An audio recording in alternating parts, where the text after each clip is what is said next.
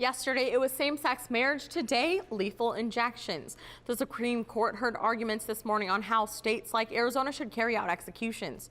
Cronkite News reporter Andrew Romanoff was at the court today with reactions. Andrew?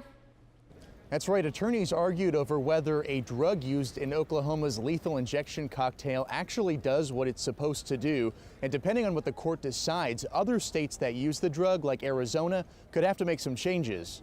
The drug is called midazolam. Right now there are 5 states that have midazolam as part of the lethal injection protocol, and Arizona is one of those states. Arizona and Oklahoma, 2 states where 2 botched executions took place last year. Witnesses said Joseph Wood and Clayton Lockett were convulsing and gasping for air. Midazolam is the first drug used in each state's lethal cocktail and is supposed to sedate the prisoner. But when it doesn't work, It would feel like a horse was sitting on his chest. and when the next drug, like Potassium chloride went through his veins, it would feel like liquid fire.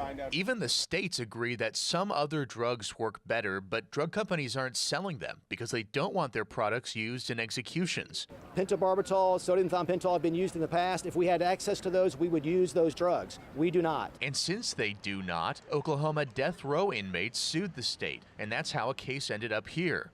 This drug formula is unconstitutional because the first drug will not prevent a prisoner from feeling the severe pain and suffering of the second and third drugs. But the state still says it works well enough to be used in executions. We believe that midazolam, though not preferred, though not the first choice, we believe that it passes 8th Amendment review without question. So the Supreme Court heard oral arguments today, and we expect their final decision in the case before the end of June. Reporting from the Supreme Court, Andrew Romanov, Cronkite News.